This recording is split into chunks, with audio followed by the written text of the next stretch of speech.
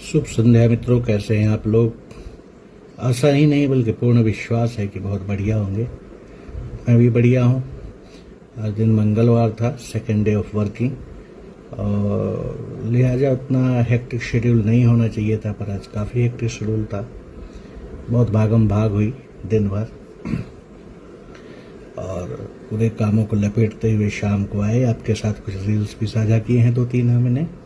आशा है आपको अच्छे लगे होंगे। अच्छे लगे तो जरा दोस्तों के साथ शेयर करते रहिए, ये थोड़ा बढ़े, ज़्यादा लोग आनंद ले पाए इसका। तो दोस्तों, यूं ही चल रही है ज़िंदगी अपनी, हमारी, आपकी, सबकी भागम भाग की ज़िंदगी है।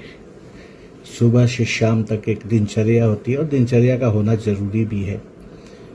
कुछ पल मुझे याद है जब मैं काम नहीं करता था, दिनचर्या का अभाव था, दैनिक घरेलू काम भी उतने नहीं थे, तो काफ़ी बोरियत फील होती थी। और हमारे एक जानकार कहा भी करते थे कि आदमी वही अच्छा लगता है, स्वस्थ आदमी, जो अच्छे उम्र में हो, कि समय पे घर से उठे, खाना खाए और लंच बॉक्स उठा के चल दे अपने काम की ओर। तो वही इंसान कर्म पुरुष माना जाता है और अच्छा भी लगता है। तो यही है आज की ज़िंदगी। आज की ज़िंदगी में एक चीज़ नई हो गई है, ये कम वक्त जो क्लेश कर रहा है ना, युद्ध का क्लेश हो रहा है, उसके चक्कर में हो के आ रहा है रोज सुबह और शाम 1-1 घंटा हमारा न्यूज में चला जा रहा है। वो समय मैं नहीं निकाल पा रहा हूँ क्योंकि न्यूज देखने की लालसा इतनी लगती है।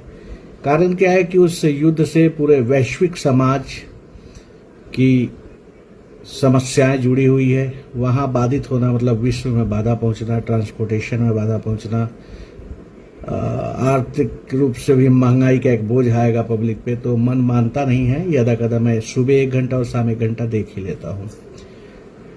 न जाने क्यों ये बड़े बड़े बातें करने वाले लोग जो कहते थे कि वैश्विक समस्याओं को ठीक करेंगे, ग्लोबल वार्मिंग कैसे कम करें, पर्यावरण को कैसे बचाएं, आज वही विकसित और बुद्धिमान लोग पर्यावरण को प्रदूषित करने में कोई कसर नहीं छोड़ रहे।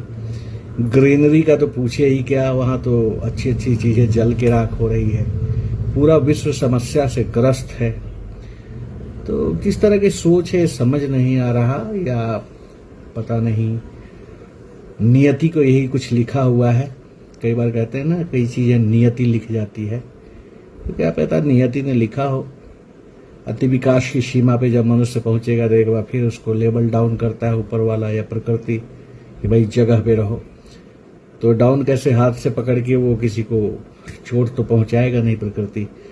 तो मानसिक रूप से ऐसा कर देता है, ऐसी परिस्थितियां उत्पन्न हो जाती है, ग्रह गोचर के माध्यम से ऐसी परिस्थितियां उत्पन्न होती है, प्रकृति की चाहत से ऐसी परिस्थितियां उत्पन्न होती है कि काफी लोग आपस में भिड़ जाते हैं, और जिसका असर पूरे मानव समाज पे बहुत बुरा पड़ता है और पर्यावरण पे भी बहुत बुरा पड़ता है। पर कर क्या सकते हैं, हम लोग अपनी कर्म भूमि से ज्यादा तो कुछ कर नहीं सकते। ना ही इतना ज्ञानवान है, न इतने ऊंचे पदस्थ हैं कि किसी को समझाने जाएं, शांति कराने जाएं। ये तो हमारे आपके हाथ से बहुत दूर की बात है, पर हम सोच सकते हैं। जो बातें मेरे जेहन में आती है वही बातें मैं कर रहा हूँ। तो मैं ईश्वर से यही प्रार्थना करता हूँ कि सबको सद्बुद्धि मिले। जितना खर्च हम विनाश में कर रहे हैं उतना मानवता के विकास में करें, तो मानवता का स्तर काफी अच्छा हो जाता है। सोचिए, अरबों खरबों रुपए फूंक दिए गए, बारूद में जला दिए गए। अगर इतना मानवता पे लगता तो कई छोटे मोटे पूरे के पूरे देश गरीबी रेखा से ऊपर उठ सकते थे, बहुत सारी अच्छी चीजें हो सकती थी। तो ईश्वर से यही प्रार्थना है कि सबको सद्बुद्धि दें, मानवता के हित के लिए अच्छे कार्य किए जाएं, पर्यावरण को बढ़ाया जाए, अच्छा किया जाए, प्रदूषण से मुक्त किया जाए, आने वाली पीढ़ियों के लिए अच्छा माहौल दिया जाए। तो इसी प्रार्थना के साथ आज की बातों को खत्म करते हैं। शुभ रात्रि, गुड नाइट। कल फिर मिलेंगे, तब तक के लिए बाय बाय।